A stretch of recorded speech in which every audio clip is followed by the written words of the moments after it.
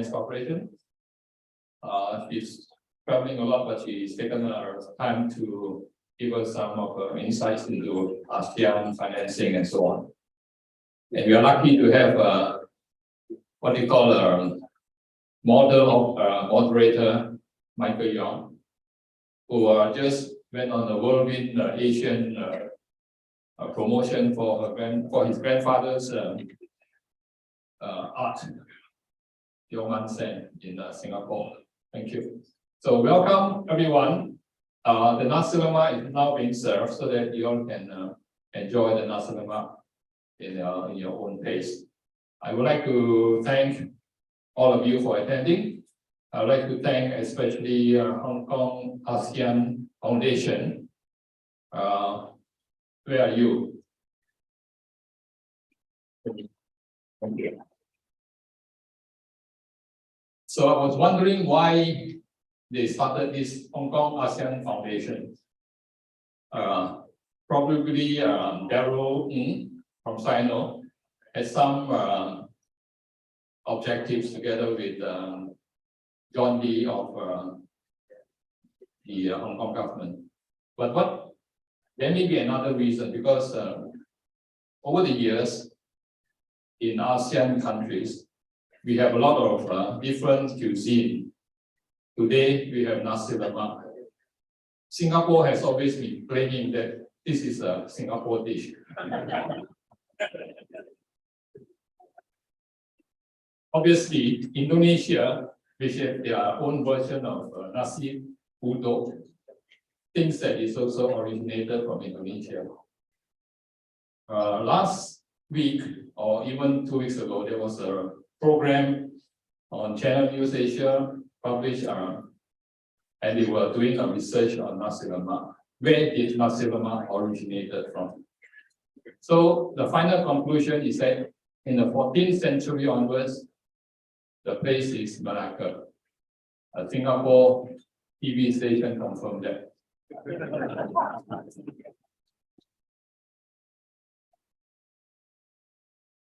So why Hong Kong ASEAN Foundation? Because of this, what you call rivalry into cuisine, everybody trying to claim originality of the dishes. So the Hong Kong ASEAN Foundation is to pacify all this.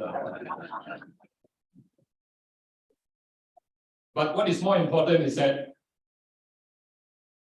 where do we get the best Nasi Lemak?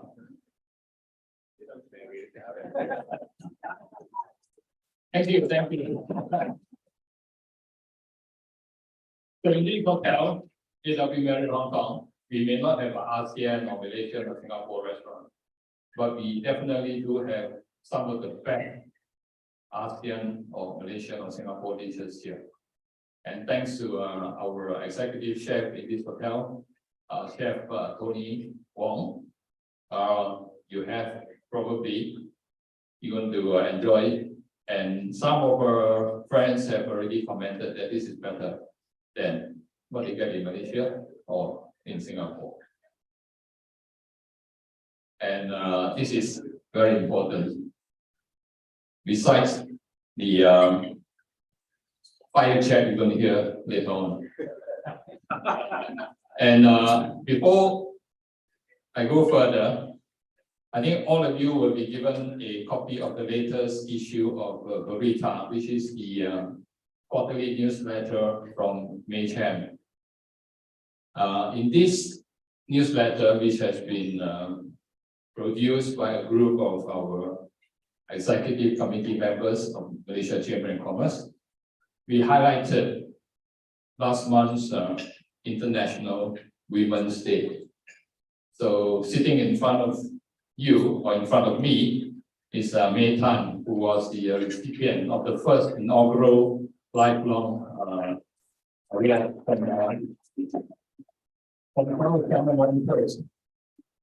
Thank you, May.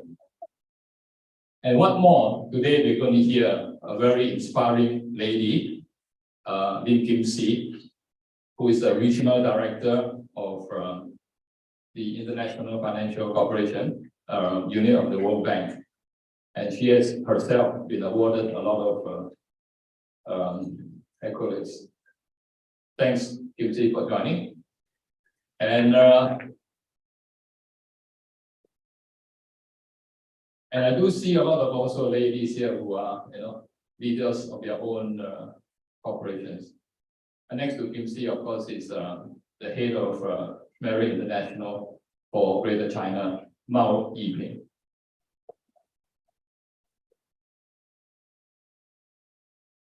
So, but to the men, don't be despaired. We have a great moderator in Michael Yong. Yeah. Michael, please stand up. Enjoy your Nasi Lemak. You'll be next to come up here. Okay, thank you very much, and do enjoy the Nasi Lemak before we get Michael and Kim Si to come up here for a chat. And the Nasi Lemak is supposed to give you more fire into the fire chat. Thank you.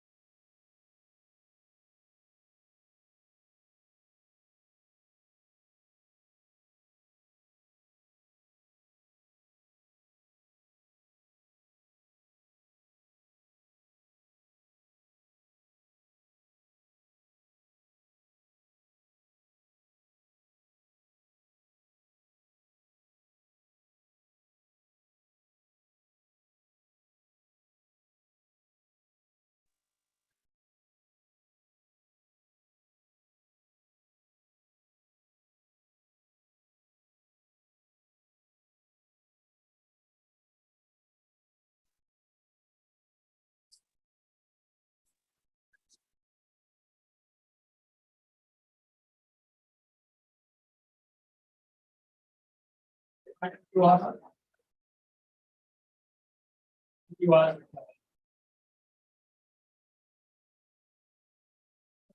Nasi Lemak. Thank you, thank you. If you enjoyed the Nasi Lemak, I'm sure you're going to enjoy more what's coming up. I invite Michael Yong and Kingsley, please. Thank you.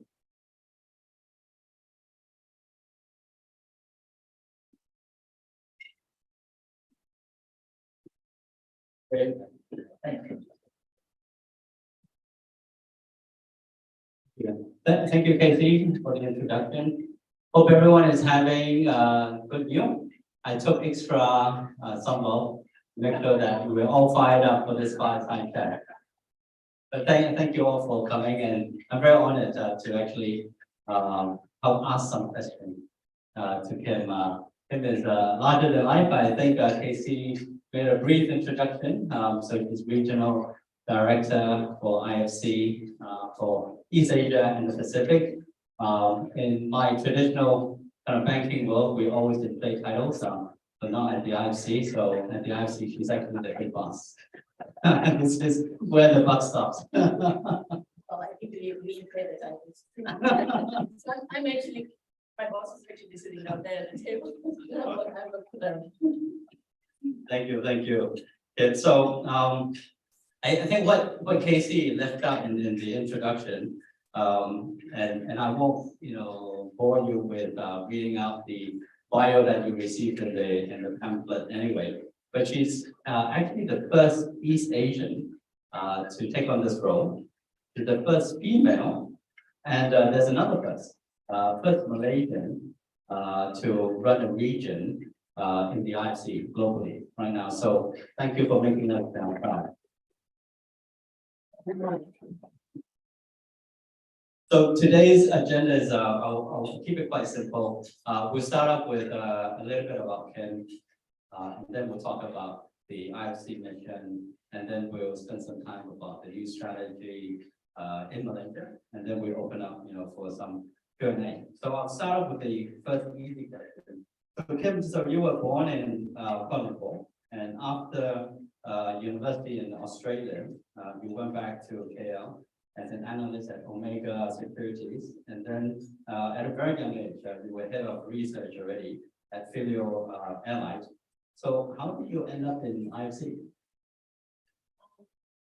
To be honest, it was purely by chance. I think after the Asian financial crisis, I thought I would venture beyond Malaysian shores to look for another Wall Street type job. And I was looking for jobs in New York, and somebody mentioned to me, and there's a new thing called development finance. It wasn't really that new, but somebody said it's new, go check it out.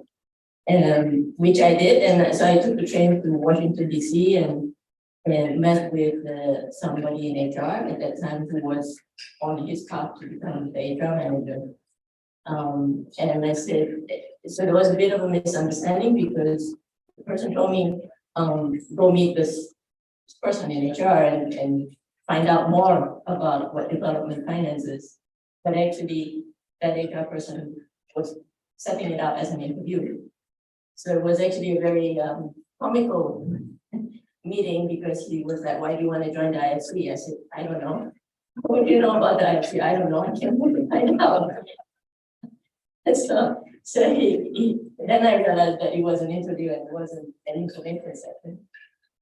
So we laughed it off and we got along, and I didn't think I would get the job, but then 6 months later he called me back and said, oh, we have something that might fit you. Please come and join. And at that time I was really quite advanced in other discussions for typical Wall Street type positions. But my friend convinced me to give this a try and said, just try it out for 2 years, don't like it, come back to Wall Street. But here I am, 23 years. 23 years. You know, And just to take a lead from Jack Welch, when you joined 23 years ago, did you think that you would head up I see the second largest region in the world? Never in my wildest dreams. I thought I'll be an analyst and, working the spreadsheet and writing memos and working on transactions. That's also the humility that we can learn from again. So I mean, the RC it's very interesting, and taking a lead from my own diplomatic background in terms of the family. When we move from countries to countries, it's always short. It's 3 years at a time. But the RC is very different. So in the diplomatic circle, we always say that we're never in a country too long to say that we know everything, but we're also not there too short so that we can say we know nothing. But at the IFC, your projects run for 7 years, sometimes 20 years. Can you tell us a bit more about what IFC does? What do you guys do around the world? So we are the largest development finance institution globally, and we are 67 years old. If I get my math right, so just 1 year older than Malaysia. And we have globally a portfolio of about $60 billion in debt, equity, and also mezzanine instruments. We invest across the capital structure in, I would say, every country in the world, with exception for a few like North Korea and that category of countries. We're present in all of the other countries. And we also provide a unique package of debt and advisory services to the clients, all with the intention of helping them have more sustainable growth. And so we're there for the long term. And as you said, we specialize in long-term financing because the clients that we work with typically only have access to 2 or 3 year money in the domestic market, which makes it very difficult for them to plan long term or to have a real sustainable growth trajectory. So we come in 5 years, 7 years, depending on projects, we can go 15, 20 years as well to really provide that stability. Can you share with us the inside world of the IFC? It is really so interesting and so vast that I think it will be difficult to describe, but maybe a video will capture it better. So if I can ask. So let's play a short video. Play the video.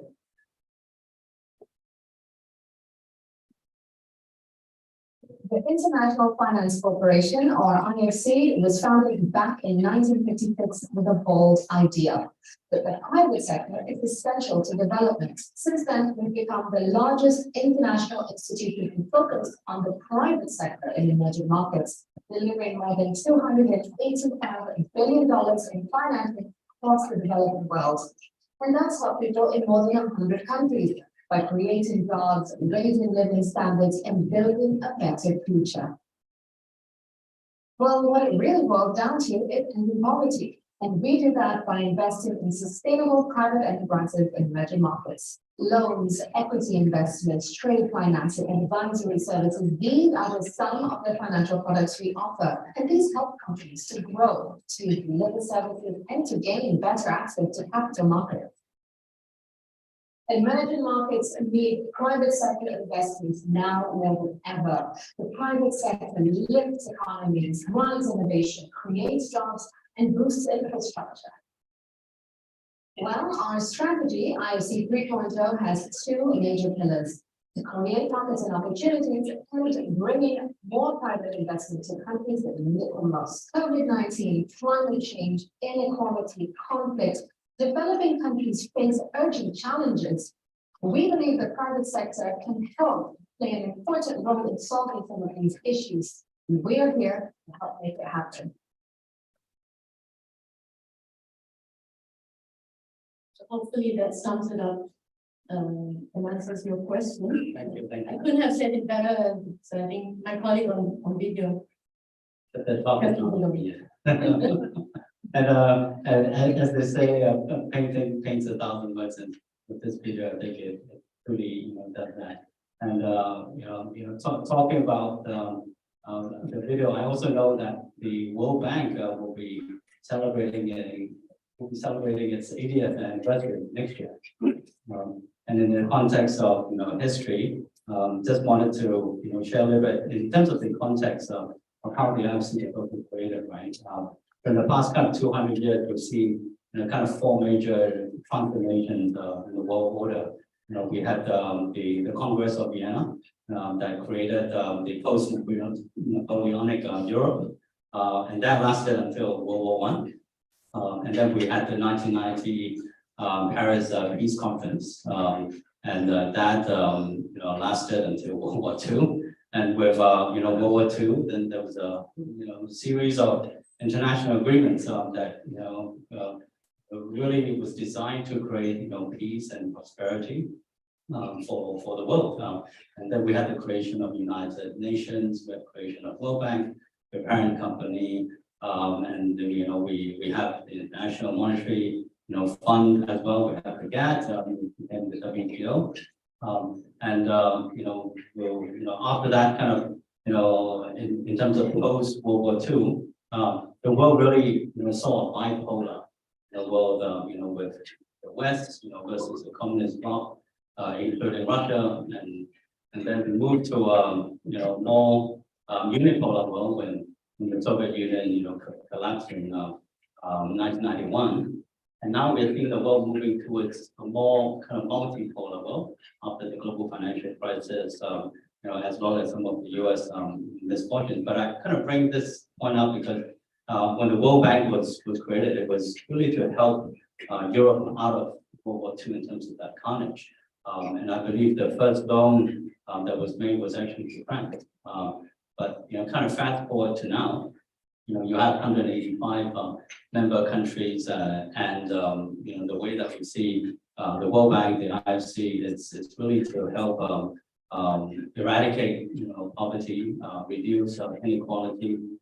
So my question to you is that in terms of this kind of stated mission and goals, I think previously there was a goal to eradicate poverty by 2030, but at the same time, we've gone through the pandemic, and we have a European war. How is that goal still achievable? What are you guys thinking about that in terms of the mission? Yeah, so I think the mission is ever more critical now.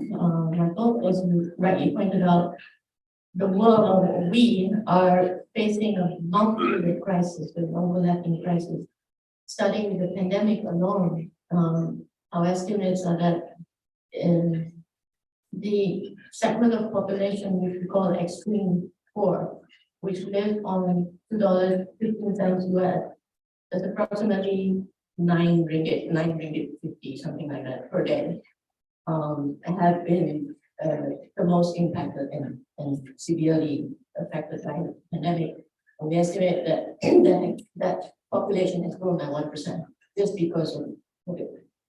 Now, the ongoing inflationary pressures and the rising cost of living brought on by the war in Ukraine and the energy and food insecurities, and the impact of those are still ongoing, right? And what would be the final impact is to be seen, right?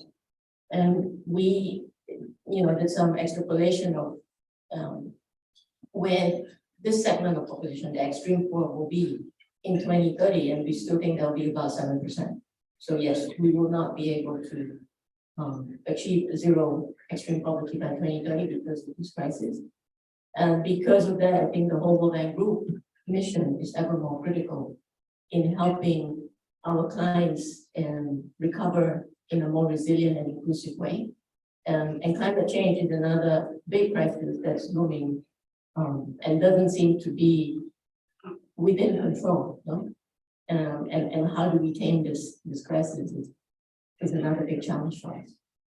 And to your point that you were saying, in terms of your mission, is really to join forces with governments and also private sectors to really work together in terms of helping reduce that poverty and also bringing in more equality in the world. Right? I have another question. So when I was preparing for this, I also surveyed some members here, and then I quickly realized that the World Bank is so big, right? So you have the International Development Association, you have IBRD, and sometimes we get confused in terms of the mandates. And also there's this gradual graduation. Can you kind of walk us through, your part of the world in terms of how you guys are organized, in terms of these mandates, are they, very similar, very different? How do you guys use those different entities to help the world? So the World Bank Group has 4 entities. The first one is IBRD, International Bank for Reconstruction and Development, and that is the arm that works with governments. So they lend governments, they advise governments, and they only have the government as a counterpart. Then there is IFC, International Finance Corporation, where I am with, and we only work with the private sector. So we do not provide financing on the basis of sovereign guarantee or on the basis of any sort of government support, right? It's 100% private sector dealings. Then there is IDA, International Development Association, which works with the poorest of the poor countries, and they really provide concessional financing to these countries. I mean, in our region, examples of those countries would be the islands in the Pacific, Laos, Cambodia, Mongolia, right? And then there is also MIGA, which is the guarantee arm of the World Bank Group. And they provide political risk mitigation, transfer risk and transferability insurance, which is basically the inability of the borrowers to obtain currency in the time of a financial crisis to repay the debt. So they write insurance products on that. So the group of these 4 entities, which are actually separate, there isn't a parent company above any one of these. The 4 of these organizations form the World Bank Group. So we each have our own lanes that we play in, but collectively we are obviously owned by the same shareholders, and collectively we can be powerful in bringing solutions to countries because we can leverage the work that the World Bank Group is doing or the work that our colleagues are doing to help the private sector in terms of reforms, to help the private sector voice certain constraints with regulation to the government. There are many markets, for instance, the power purchase agreements are not bankable. They're missing particular clauses that protect the concessionaire. So our World Bank colleagues can provide that advice to the government to say, hey, if you fix this, you're going to attract so many more investors to come invest in your country. So that synergies exist within the group, and we tap into those synergies to run our business. So Kim, you were mentioning some of these emerging markets, and we in traditional banking, we also deal with some of these countries.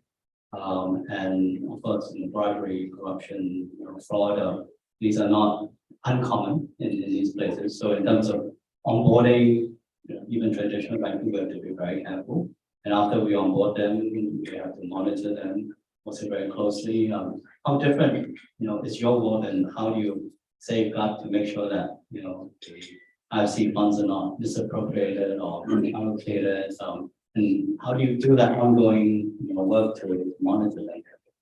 Yeah, so I think integrity and high standards of corporate governance is one of our core values that we are very, very, that the bar is very high for us, right? Because of who we are, and we have to maintain the reputation of integrity and so on. So the standards that we apply to integrity due diligence and integrity type policies is very strong. And in fact, that is one of the reasons companies come to us, because it's the stamp of approval that they get. The fact that, IFC is a lender or a shareholder of that company provides that assurance to their bankers and to their partners that there is that threshold of integrity. So the due diligence process for us is quite detailed, right? And we also advise companies and require certain minimum reporting on integrity type issues. And we require the companies to have anti-bribery policies, for instance, or anti-corruption policies. And when our clients face those issues, they always say, okay, I have IFC on our annual report, and therefore, we are compliant with IFC. And we also have boots on the ground, so we are present with teams on the ground in more than 100 countries globally. And here in East Asia, we're present in every country that I can think of except North Korea. So we do have teams on the ground to monitor and also work with the clients, because on a day-to-day basis, there are things to discuss. There's advisory that we provide to help the clients grow through those teams on the ground. There are the first point of contact for the client.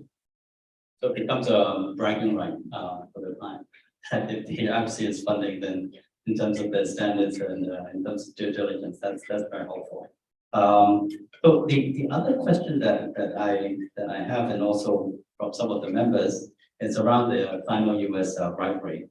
And in fact, Kishore Mahbubani was just in Hong Kong, had a whole luncheon just on this topic. I'm not going to go into the contentious question here, but more in terms of a practical one. Kind of given these geopolitical environment, to what extent does it impact the operational side of the business in the region? Right, so that's a very common question that we get. A very fair question or curiosity that many people have right these days. And it is a fact that there are the political tensions and I think that existed all along anyway. But for us at the IFC, we're owned by 186 countries, and our mission is to serve all the shareholders, right? Not any particular shareholder, but all the shareholders. And our mandate is also very clear that we work in emerging markets, and our strategies and mission is to end poverty and increase opportunities for the population, right? So in terms of China, China is still the largest contributor to our program. Last year, we did 5 billion in East Asia.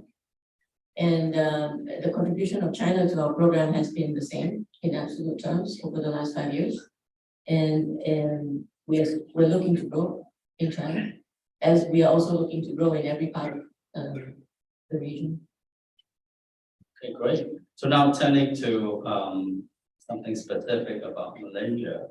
So when I was going through your annual report, I was happy to see that East Asia, your region, East Asia and the Pacific, is the second largest globally for the IFC in terms of long-term commitments, 80% really funded through loans. But in terms of the kind of country exposure, the top 10, Malaysia is absent. But I also know that it was not always the case. I think before Asian financial crisis, IFC was active. Can you share with us kind of what happened and why this renewed focus on re-entry into Malaysia? Yeah, so we did have a few onshore Malaysia investments many years ago, right? And I think after the Asian financial crisis, when Mahathir at that time had some disagreements or differences of views with the IMF and World Bank on how to handle the crisis, we sort of focused our attention on other countries in the region, but we were never closed for business in Malaysia, right?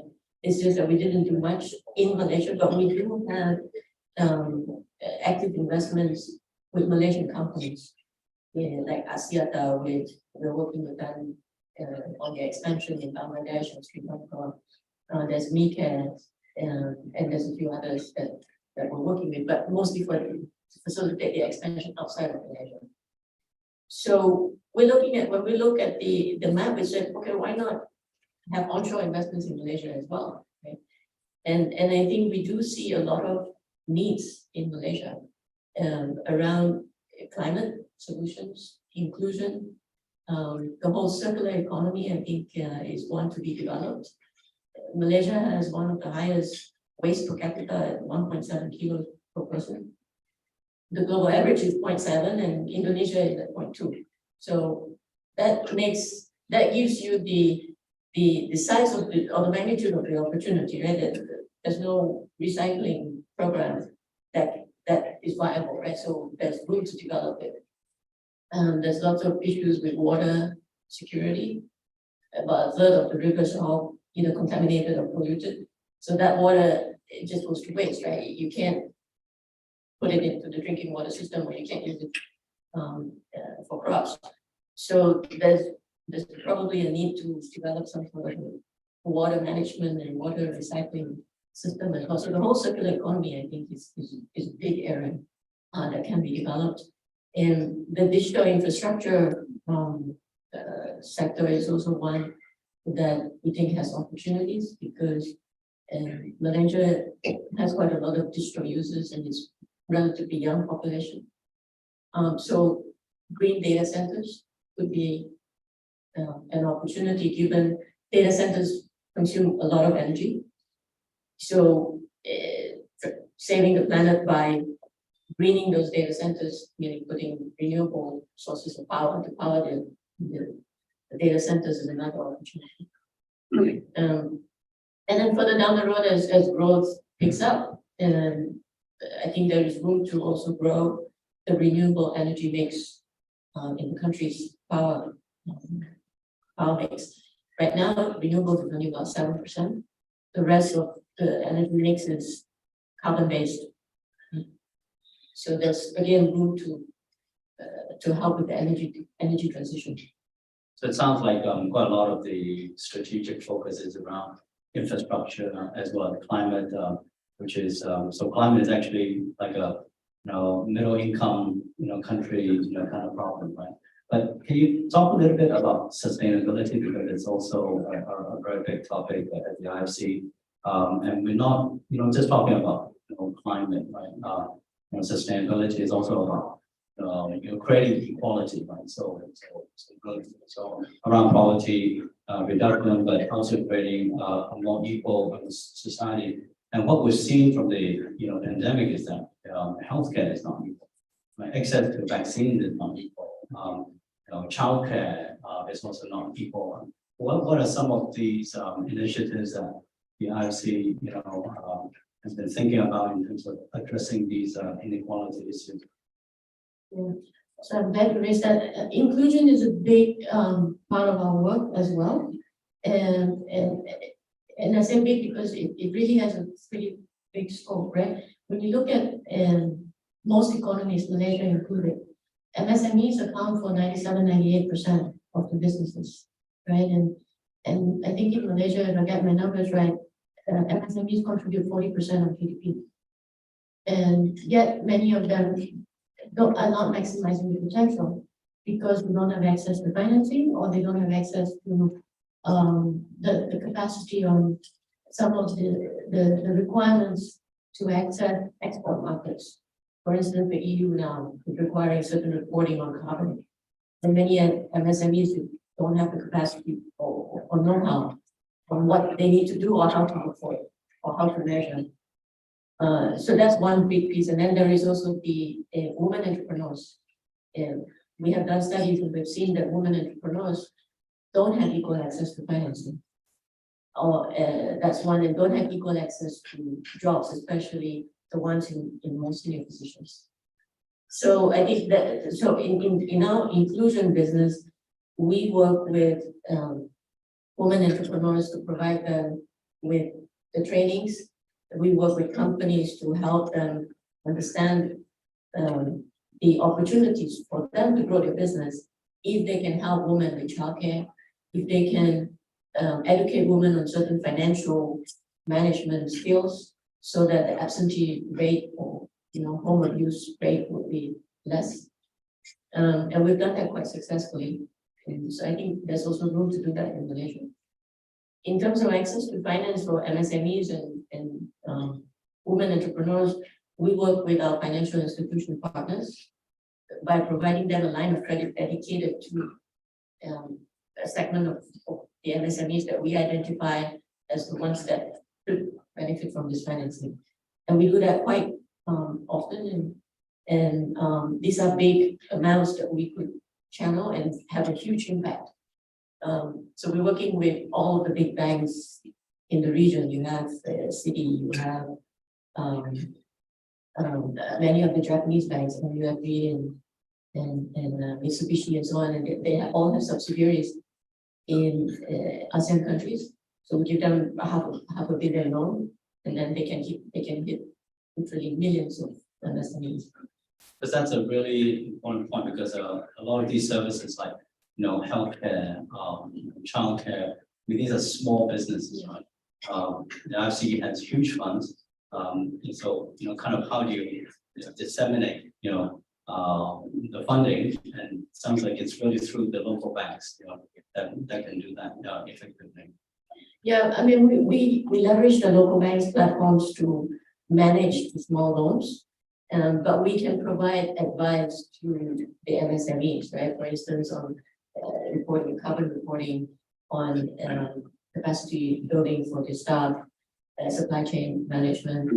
And one area down the road that we see can develop from these inclusion programs is the scope 3 reporting for the MNCs. So we work with somebody like Nike, for instance, on bringing the supply chain. So then we would then work with the suppliers of Nike to help them with their ESG standards and to help them with the measurement of GHG and so on. And over time, I mean, this is a big piece of work. Right? Over time, Nike will then be able to report on the scope 3 emission. So many of the MNCs are also working with us for these sorts of initiatives. Sounds like you have a lot of projects, a lot of initiatives, and I think amongst our audience, we have investors and also entrepreneurs. So the question is, if some of the people in our audience wants to co-invest in some of the IFC projects, what's the best way to kind of get that exposure? Talk to one of us. I have colleagues in the room, and I think you have met them already. So I have Nicholas over there, country manager for Malaysia, Singapore, and Brunei. I have Anna. Anna is the country officer for Malaysia, Singapore, and Brunei, and soon to be regional head of operations for East Asia. She's moving to Hong Kong. I have Jack over there, who's an investment officer. I have Liao at the back, who is the chief investment officer, and Alec, who works on communications. Did I miss anybody? Sean didn't come. Yeah, so talk to one of us, talk to me, email me. But basically, so we work with a variety of private companies, and we don't roll out cookie cutter type solutions. So we really take the effort to understand what is the needs of that particular company. Do they need equity? Do they need debt? Do they need advice? Do they need a mass product? Do they need an introduction to another market? So we really try to understand that, and then we will provide a recommended package of financing and or advice to that company. We also have Big Four and consultants in the audience. So the question is, how do you guys compete with the private sector in the sense of, the private equity funds, VC funds, the consultants that are also trying to provide finance and also advice, which is the field that you guys are doing. How do you kind of differentiate, when you approach these investee companies? So we do not compete with any of the above. In fact, we are. I think our mandate says that we're supposed to be additive as opposed to competitive, right? So the niche that we play in, firstly on the financing, the tenors, commercial banks don't provide those tenors. On the equity is usually paired with our mandate, and it has to fit our mandate, right? We are also a little bit more patient in our equity investments than a private equity fund would be. And so I used to be on the IFCGP side, I used to be on the private equity side as well. The minute you make your investment, your IRR clock is ticking, right? And you count down from the time you make the investment to the minute you get in, you're looking at how you're gonna get out, right? So it makes for much more short-term type solutions. We don't have that IRR clock. And let me also clarify, we do look for exits. It's not that we're gonna sit and, sit on the equity position. We do look for exits, but we don't have the clock. And we do not say people get out by a certain time, right? So that patience is something private equity doesn't do.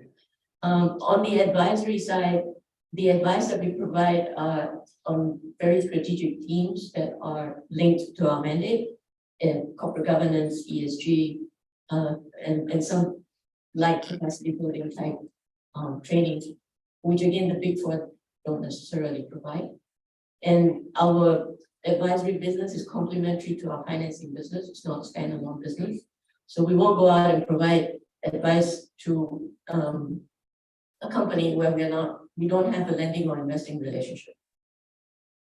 But in terms of the return profiles, I was reading that in terms of the loans and the returns that you make, it's double digit. So it's not like low returns, right? Do you have like a target, and how do we do that kind of consistently over a long period of time? Yeah, so that is I would say, we frequently get a question, right? What is the trade-off between your commercial return and your development return? The answer is zero. Yeah, IFC has proven over 67 years that you can be profitable commercially and do good for the environment and society. So our returns are 100% commercially driven. We do not subsidize on the equity by saying, okay, we'll put an equity piece in there just because there's a hole in the balance sheet.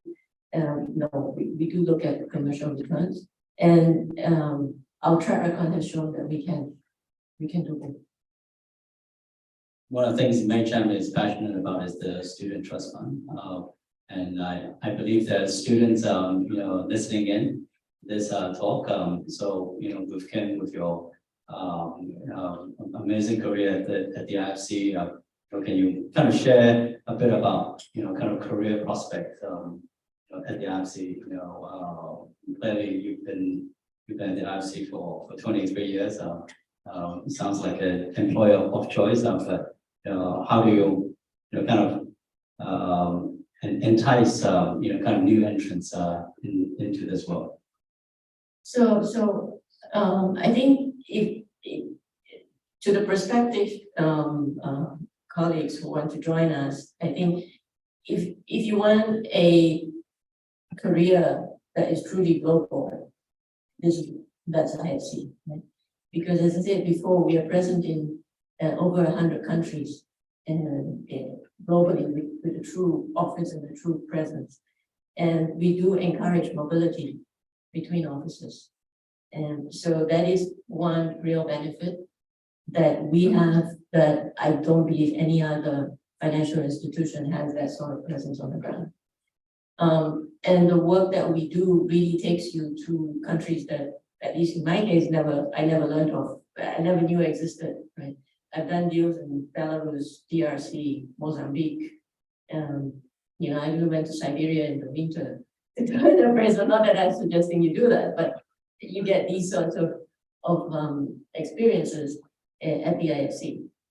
And I think the work that we do is also meaningful because we do see the impact that the projects and the work have on the communities and on the private sector. Over time, each time we go back to a country, the less developed countries, right? When Myanmar was open, each time I go back to Myanmar, I see that development. You start, first time you go, it's you look at your phone, it's a GSM. Second time you go, they have 3G. The third time you go, you can have a FaceTime call at the airport and not have to call drop. I mean, that is progress that you can really see for those countries. And you not that it was something that IFC did on its own, but you actually feel that proud to be part of the progress of these countries. So we can make money and also do good at the same time.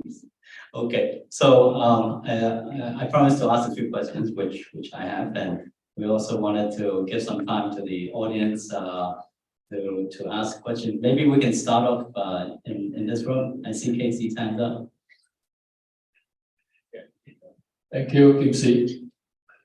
I think, thank you very much for a very impressive, and talk. And I think most of us, including myself, do know what IFC now really means.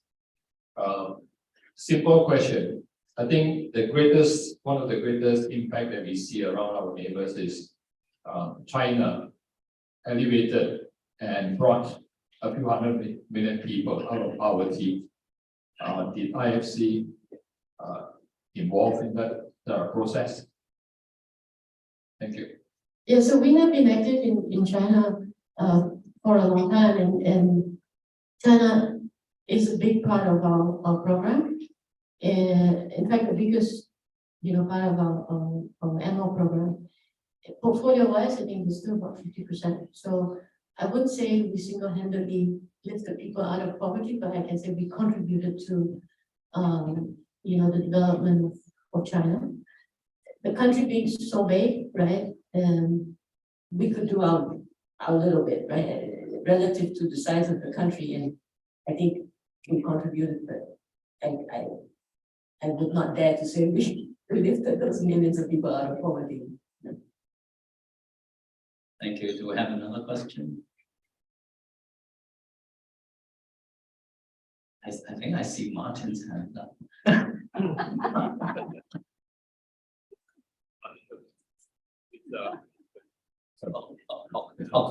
Martin, you have to wait. Why did you wait that? Many of our Asian countries going through this challenge for the middle income trap. Malaysia is obviously going through that. What advice would you give to Malaysia if you were in the government? I would say let innovation and productivity in service and thrive. I think there are a lot of talent on the ground, but there's some red tape and just somehow things seem to get stuck. And if we could allow some of these innovative ideas to bubble up and maybe create some incubators and sandboxes for ideas to flourish. Martin. Yeah.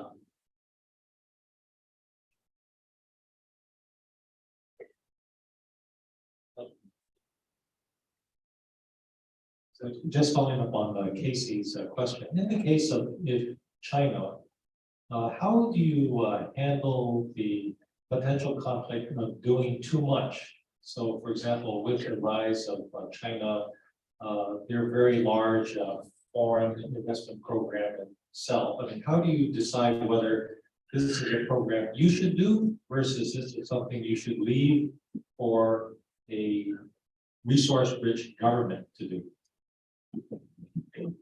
So your question really is China is becoming more of an upper middle income country, and how does that fit with our mandate to bring development and poverty? So we do operate in middle income countries as well, and globally. So we're still active in a country like Poland, for instance, because there are still segments of the economy that we think still fits with our mandate. I'll give you an example. In China, I think the inclusion agenda is still very pertinent, especially in the rural areas, right? So in China, we would not do a project in Beijing or Shanghai because we think, exactly to your point, there's enough capital flowing into those cities. Even many tier 2 cities we don't operate. We operate mostly on the western side and in the interior provinces where there's still development work that needs to be done. And the biggest pillar of our work in China is climate related. As you know, China is the largest or one of the largest GHG emitters globally. And China, the Chinese government has a lot of ambition to address climate change. So there are still needs in terms of financing and for the private sector to advance the climate agenda. So, for instance, in China, some of our recent projects would be battery recycling. We have another one, a river cleanup project, and we have a river barge project. So instead of running cargo on trucks, which go on the roads, we put them in bulk on river barges, which is less polluting. And we also acted in the healthcare space because of the large population and the ratio of hospital beds to population is still way below where it should be. And of course, along with that is all the supporting services in terms of medical, pharmaceutical, and device manufacturers. And of course, in China, food security is also, food safety and food security is also another big program. Because as you know, China imports a lot of its food, and it's not food, it's not self-sufficient when it comes to food. And so we're also very active on food security type programs. Question from Elaine first. Oh, yes. Hi, it was a very inspirational talk. It was great. I have one question. You mentioned that IFC remains neutral. You have 26 members. My question is, among your members, they're not all equal, right? There are some, heavy, more heavily powered or contributed to your IFC, and some of them are not. And just given the geopolitical tension between US and China, do you feel yourself sometimes calling? Let me give you just one specific question is, for example, with the Russia and Ukraine war, are you still investing in Russia? No, we have not invested in Russia since 2014, the Crimea issue. So Russia is, I don't know what exactly is the yeah, so we have not invested sanctions yet. Also, correct me if I'm wrong, I think amongst your 185 member countries, the US share of vote is 20%. So if the rest and you only need 51%, right, to approve on projects. So one guy cannot stop. Yeah. So yeah, that's absolutely right. And also, when it comes to evaluating projects, the idea really is to evaluate it based on the fit with the mission, as opposed to geopolitical interests, right? And so our duty is to make sure that every project that we bring to the board fits with the mission of the institution, as well as the strategy we have for that particular country. So we globally, our mission is poverty reduction. There will be at the margin little differences in priorities of focus depending on the countries, right? But for China, it's climate, right? But for Malaysia, it's climate, and then there's maybe a digital piece to it, or maybe a education piece to it, but the overarching pillars are the same. So we need to make sure that each project that we bring is going to fit with that strategy. And right now, I think the IFC operates in 100 countries, and your commitments are close to like 33 billion. And a lot of these long-term commitments are really in emerging countries. Sorry, maybe ladies first, May, and then we'll go back to you at the back. Thank you very much for a very informative talk. My question is quite a simple one. It's about COVID. And in the 3 years of the pandemic, how has that shifted the focus and thinking And, that it's had a huge impact, not just on the environment, but also on the middle class, which were very hard hit. Can you talk a little bit more about how your strategies changed with COVID? And our strategy largely has not changed in, over the years, but we had shifts, for instance. During post-pandemic or coming out of the pandemic, we noticed that the inclusion in a pillar needs to be strengthened. We noticed that access to healthcare, vaccines was very unequal. Healthcare access was also very unequal. Even within the country, right, certain groups of people were not given access to vaccines, or it was very difficult for them to access vaccines. So we, early on in the pandemic, we worked with vaccine producers in India and China to bring vaccines to countries that had difficulty accessing it, primarily Africa. And we also work with some of the pharmaceutical companies and medical companies to increase the supply of PPE and test kits and oxygen concentrators, those machines. So that was our response during the pandemic. We also put together a $5 billion COVID response facility within months of the pandemic erupting, and that facility had certain flexibility in terms of drawing of the funds. So it could be short term, it could be long term, it could be for working capital. So it's really pandemic response type facilities. So during that's what we did. That was our response to the pandemic. Now coming out of the pandemic, we think we need to focus a lot more on the inclusion piece, and to make sure that as the countries and the companies recover from this pandemic, they are more resilient, and the workers and labor supply chain, the communities are more included in that recovery path. As a follow-on question, through the pandemic, do you see the Gini coefficient, the income distribution between the rich and the poor, getting a lot worse, or has it been kind of stable? And the question for Malaysia is, where are the opportunities in terms of that inequality reduction? Yeah, I think in Malaysia, the Gini coefficient has got worse, right? There was a report that the families that earn 2,000 ringgit per month, so that's like 60 ringgit per day.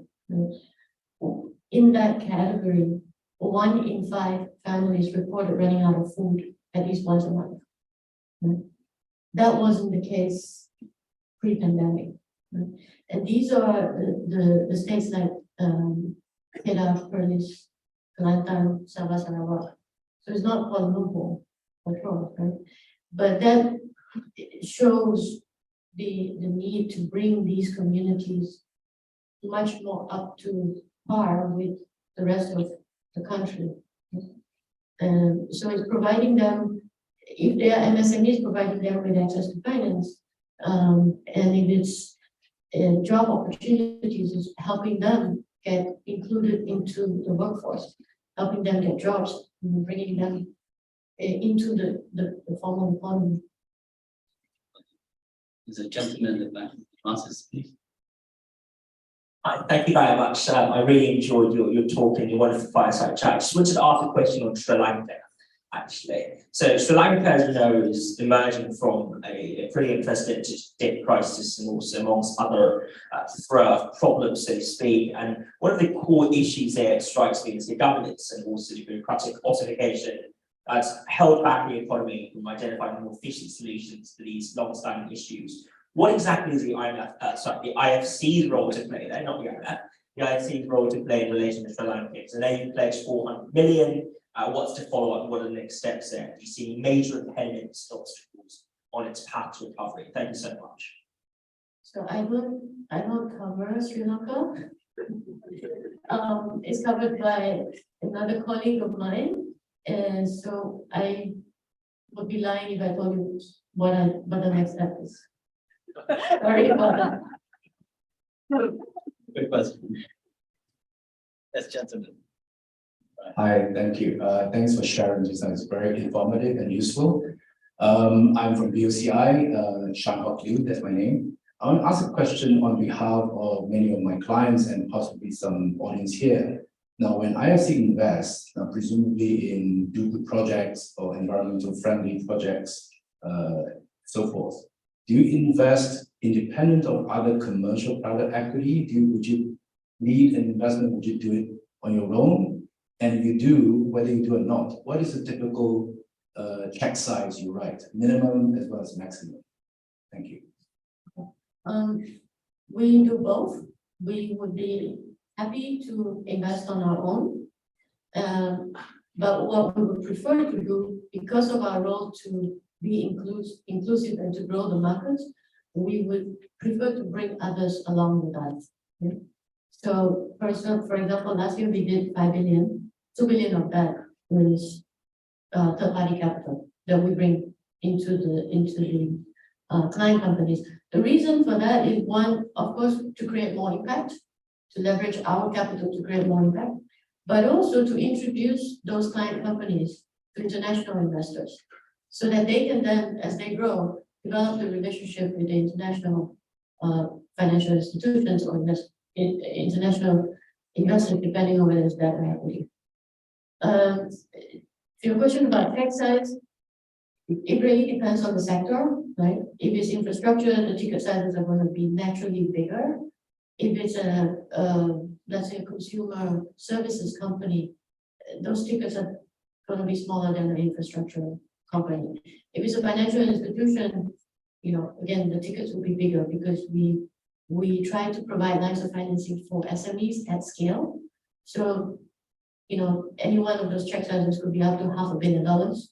We won't be doing 50 million to a bank for those reasons. Right? In terms of maximum, I would say the maximums exist, but it would not be an issue given the headroom we have. It's a very nurturing process that you have in terms of helping them grow. Lawrence had a question. Sorry to keep you waiting. Finally, gentleman here. Sorry, and then I'll come back to you at the back. I have this is my own observations. I was in Kuching in Sarawak recently, and I realized that when I go to the market, I get a lot of seafood, prawns, fish, or next to nothing. Basically, it's a throwaway prices. And obviously, one of the reasons I can understand is because when for perishable stuff like fish and prawns, the value drops to zero after 24 hours because when you have no cold storage facilities. So I thought that because I'm in the food business, I understand. And if there is a food processing plant and the cold storage facilities along the river, because Sarawak has long rivers, so that will actually encourage fish farming and prawn farming for along the river, where you basically can end poverty.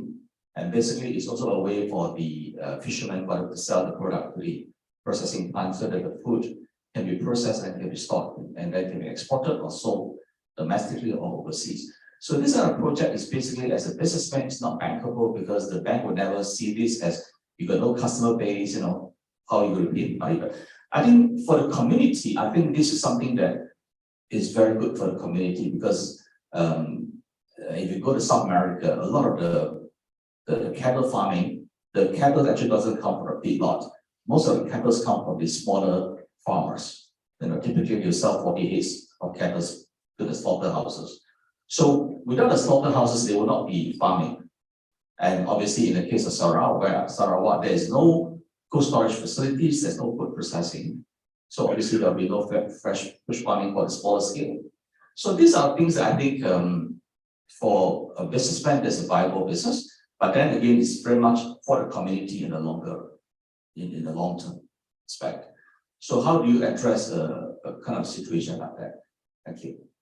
We actually do look at the food supply chain exactly along the lines as you are outlined, right? It's the value chain. So a lot of the processing or a lot of the production happens at the primary production stage, whether it's fig farming or fruit production, right? And then it just goes to the market, and then you don't have the opportunity to add more value or to command a higher price because it's perishable. So in that situation, we will be looking to bring in logistics companies to provide the cold chain logistics, transportation, and storage, right? So maybe there's a market, a couple of 100 kilometers away, and that cold chain logistics company could help. And we could be working with you to build a processing plant and developing the fish farmers around that area. There could also be partners that we could bring in on the IQF side, so frozen sorts of products for export, or maybe sell to Peninsular Malaysia, or maybe just export to the region. And so again, we would sit with you and understand where the bottlenecks are and what the issues are. And it could be a financing solution directly to your company if you're looking at setting up that processing plant yourself, or it could be looking at partners who might be willing to come in with that, either logistics piece or the processing piece. Lady at the back first. Hi, Kim C. My name is Fiona. You mentioned that IFC has established a presence in Malaysia.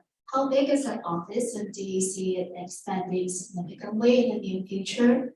Or would most of the investments and managing be managed from the Singapore office, given that's already quite established? Yeah, so the World Bank Group has about 30 people in KL right now. The IFC presence isn't that big as of now, just because we haven't had many onshore investments. But as the onshore portfolio grows, like in every other country, the boots on the ground would follow, right? The hubs that we have, which are Hong Kong, Singapore, and Bangkok, will continue to serve the regional business. So it's not like, let's leave Malaysia aside for now. Let's say we have investment in country X. It's not that the team on the ground is the one that will exclusively serve the needs of that project, because we need to pull in the expertise, depending on sector, depending on what the situation is, from the hubs, or maybe even from our global pool. So we have a pool of experts sitting all around the world, and we could bring them in depending on what the project is. The boots on the ground. I had that loud. Young Basis.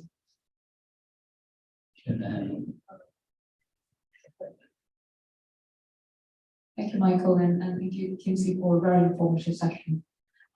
So my name is Yong. I run family office in Hong Kong. We do direct and indirect investments, both VC and PE type. And recently, we have actually bought into a property management company in Singapore. We are one of the most progressive, and we are going into markets like Malaysia, Philippines, Thailand, Indonesia. The reason why we picked a property management company, because we believe that if anyone is going to implement ESG, property managers are probably one of the better platforms to do it, because we believe that ESG is not the buzzword, but it's something about everyday's choices. And as a property manager, we do have better angles to implement ESG from those angles. And at the moment, we're also speaking to the Singapore government to perhaps start some community projects in Singapore, and hopefully that could be replicated in other countries. Now, my question is this something that IFC would be interested in?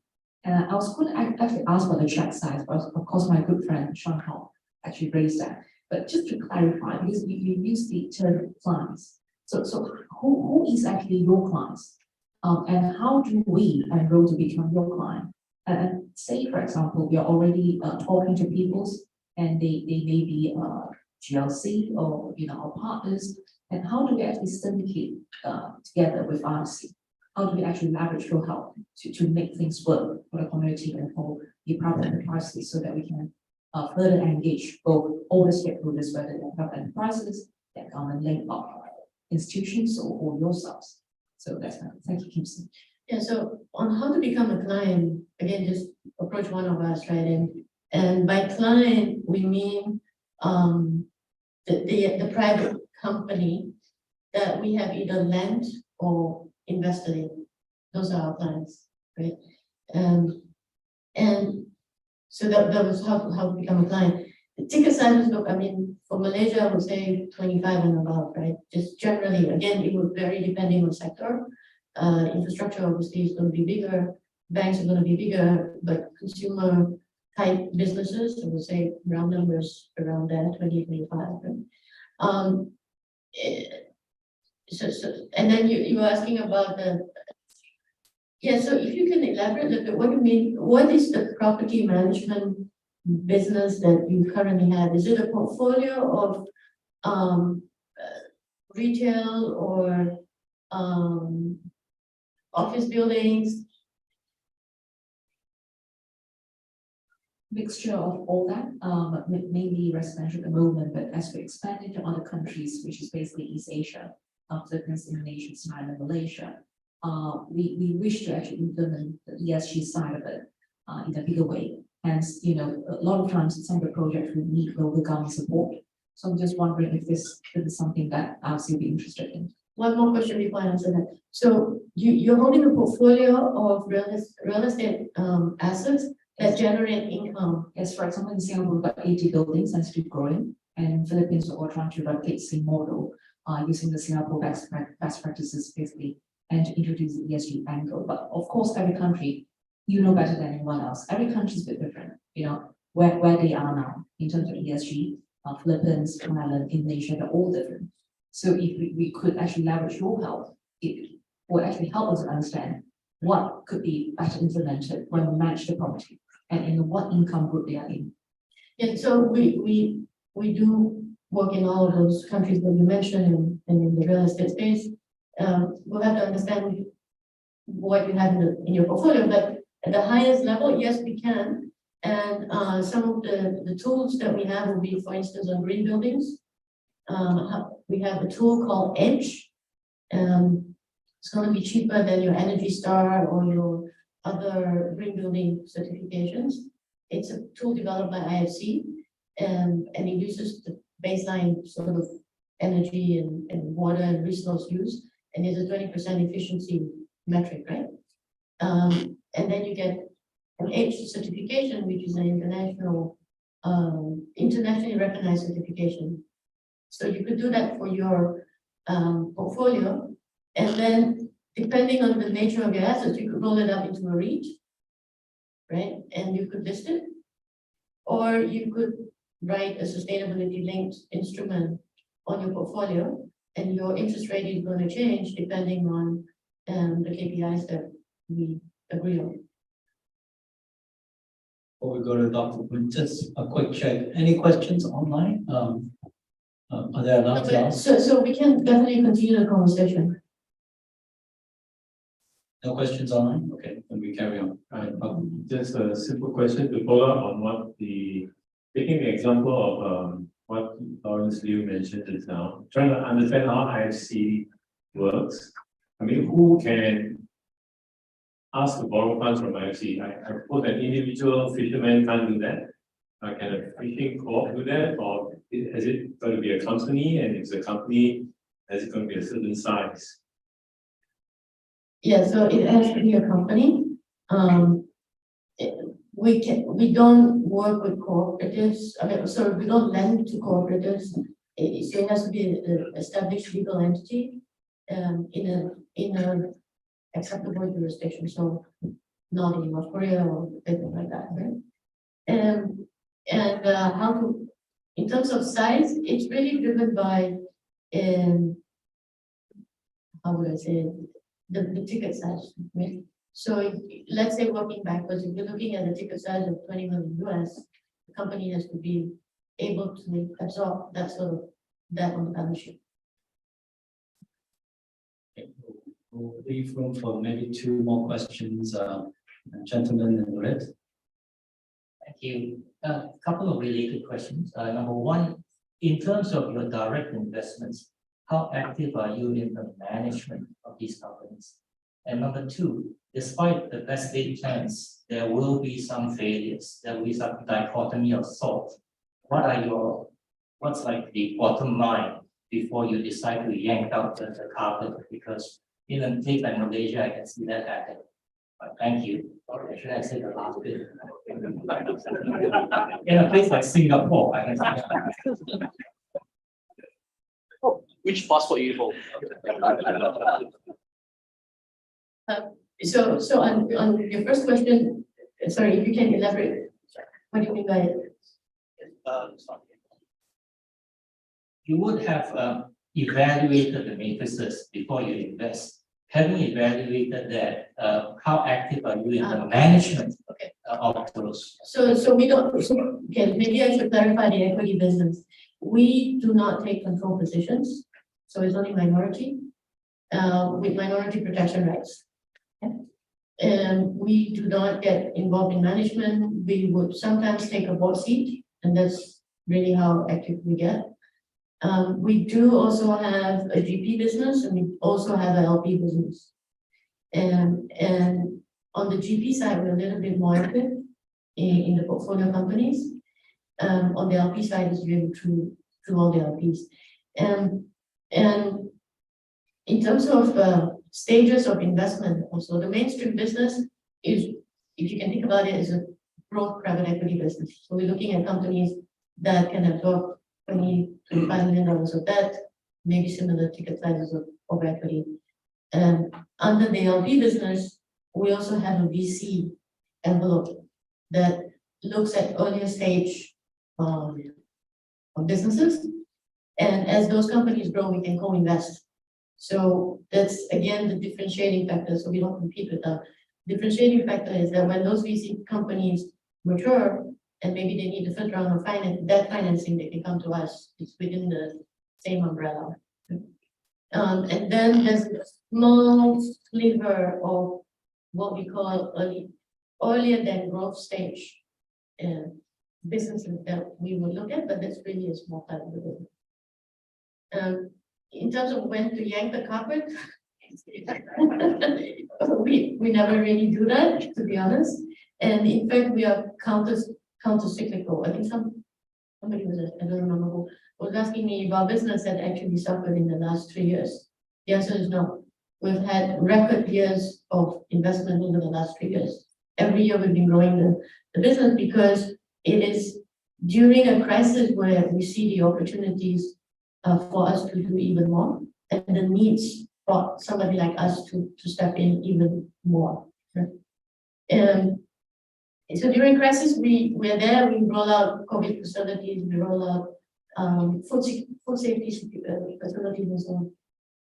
Now, things do go bad, for sure, and everybody makes mistakes and stuff happens.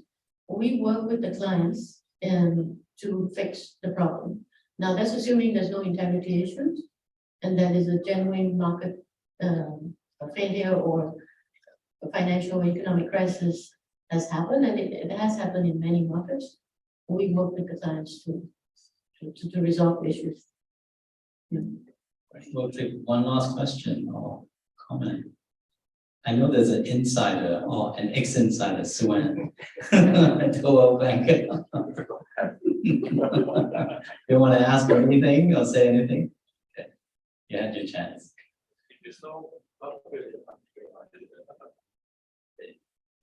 Thank you. Very long question. Since your management has been so good, there's some bank failures. Would you take over some of the banks? You have some for sale? We do have what we call a distressed asset program. It's not mainstream business, and yeah, so we set that up after the global financial crisis to look at some of the distressed assets. We'll be happy to take a look, but not mainstream business. SVB maybe. Okay. I'll do a quick summary. I think really 3 points from Kim's talk. So IFC clearly a partner of choice for Malaysian companies. it's a new chapter for the country as well. So we really welcome IFC's, re-entry into our country. It's a one-stop shop. I don't want to cheapen the label, but really offers a wide range of tools and solutions. Both on the advising side and financing side, for private companies to scale up. And last but not least, for the students who are dialing in, it's a bit too late for me. Should have met Ken a long time ago. But it does sound like an employer of choice, and if you would like to see the world and get a wide range of exposure, from LP business to GP business, and really be supported by the whole infrastructure of the World Bank. It sounds like a great place to work. And with that, really want to thank Kim for a great discussion. So let's thank her in our usual way. Thank you. Well, I really wanted to say a big thank you to Casey, to Michael, Major, Hong Kong, ASEAN Chambers, and all of you for coming. I think this was a great discussion. I look forward to working with you all and helping Malaysia get back on track to high income. Well, not get back on track, but secure its path to high income status. Thank you, Kim, and thank you, Michael. I'm going to invite New Zealand's Expo members to come up for photograph. So Nisa, May,